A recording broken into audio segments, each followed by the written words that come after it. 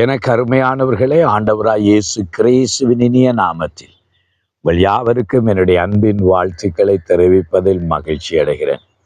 தேவன் தாமே இன்றைக்கும் உங்களோடு கூட இருந்து உங்களை நடத்துவாராய். உங்கள் தகப்பனும் தாயும் உங்களை கைவிட்டாலும் கர்த்தரோ உங்களை சேர்த்து கொள்ளுகிற தேவன்.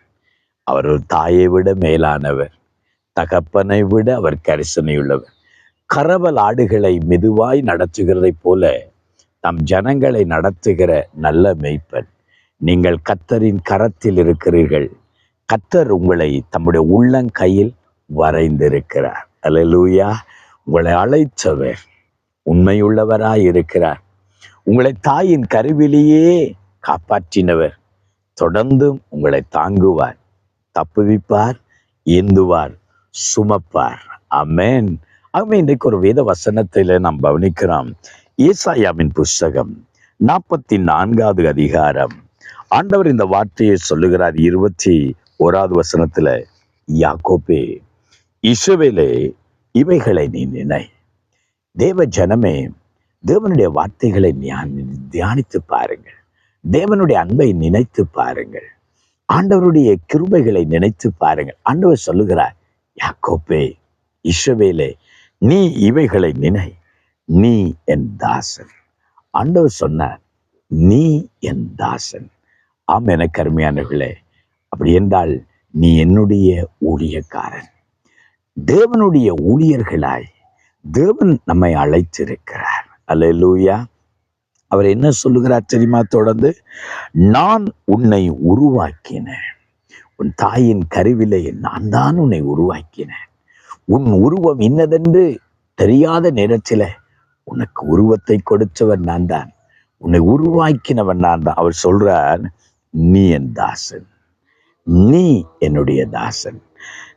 நான் உன்னை தெரிந்து கொண்டேன், நான் உன்னை தெரிந்து கொண்டேன். அதனாலதான் தொடர்ந்து சொல்றார், நீ என்னால் மறக்கப்படுவதில்லை. ஆமென். தேவனுடைய ஊழியத்தை நாங்கள் செய்து கொண்டு போகிற போது சில வேளைகளிலே மற்றவர்களால் அங்கே குற்றச்சாட்டுகள் நிறைய சந்திக்கிறோம், விமர்சனங்களை சந்திக்கிறோம். சில வேளைகளில் நாம் யாருக்கு ஊழியம் செய்கிறோமோ அவர்களே நமக்கு உபத்திரவங்களாய் மாறுவார்கள். யாருக்கு நன்மை செய்தமோ அவர்களே நமக்கு தீமை செய்ய நினைப்பார்கள். அந்த நேரத்தில் ஊழியத்தில் அநேக நேரங்களில் தனிமையின் உணர்வுகள், அழுகை, புலம்பலோடு நாம் நிற்கிற நேரங்கள். ஆனால் ஆண்டவருடைய வார்த்தை, இந்த வார்த்தை என்னை தேற்றுகிறது உண்டு. ஆம், எனக்கு அருமையானவர்களே, உங்கள் வாழ்க்கையிலும் நீங்கள் கடந்து போகிற பாதைகளில யாராலாவது நீங்கள் மறக்கப்பட்ட நிலையோடு நிற்கிறீர்களா? ஐயோ, என் நன்மைகள் நினைக்கப்படுவதே இல்லை, என்னுடைய சேவை நினைக்கப்படுகிறதே இல்லை, என்னை ஒரு பொருட்டாக யாரும் எண்ணுவதே இல்லை அப்படி என்று நீங்க நினைக்கிறீங்களா? ஆண்டவர் உங்களை பார்த்து தான் சொல்றார், உங்களை உருவாக்கின ஆண்டவர், உங்களுக்கு ஜீவனை கொடுத்த ஆண்டவர். அவர் சொல்றார், நீ என் தாசன், நான் உன்னை தெரிந்து கொண்டேன், நீ என்னால் மறக்கப்படுவதில்லை. ஹல்லேலூயா.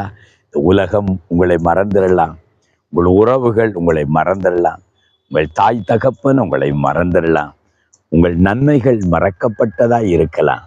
ஆனால் கர்த்தர் ஒரு நாளும் உன்னை மறந்து போகிறவர் அல்ல. ஹல்லேலூயா. ஸ்திரியானவள் தன் கற்பத்தின் பிள்ளைக்கு இறங்காமல் தன் பாலகனை மறப்பாளோ? அவள் மறந்தாலும் ஆண்டவர் சொல்றார், நீ என்னால் மறக்கப்படுவதில்லை. ஆமென். கண்களை மூடுவோமா, ஜெபம் பண்ணுவோமா? எங்களை நேசிக்கிற எங்கள் அருமை தகப்பனே, உம்முடைய பிள்ளைகள் மறக்கப்பட்டவர்களாய், நன்மைகள் மறக்கப்பட்டதாய் ஆண்டவரே, அவர்கள் வாழ்க்கையில சுவாமி யார் யாரு கலக்கத்தோடு நிற்கிறார்களோ, இன்றைக்கு இந்த வார்த்தை அவர்களை ஆற்றட்டும், தேற்றட்டும். ஆண்டவரே, உடைய பிள்ளைகளை உருவாக்கினவரும் அழைத்தவரும் இது மட்டும் நடத்துகிறவருமாயிருக்கிற கர்த்தர், நீங்க சொல்றீங்க, நீ என் தாசன், நான் உன்னை தெரிந்து கொண்டேன், நீ என்னால் மறக்கப்படுவதில்லை என்று. ஆமாப்பா, உடைய பிள்ளைகளோடு தேவன் கூட இருந்து அவர்களை நடத்தி செல்லுவீரார், ஆசீர்வதிப்பீரார். இயேசுவின் நாமத்தில் ஜெபிக்கிறோம் நல்ல பிதாவே. ஆமென், ஆமென், ஆமென். கருமையானவர்களே, தேவன் தாமே உங்களோடு இருந்து உங்களை நடத்தி செல்வார். நீங்கள் கர்த்தரால் மறக்கப்படுவதில்லை. ஆமென், ஆமென். God bless you.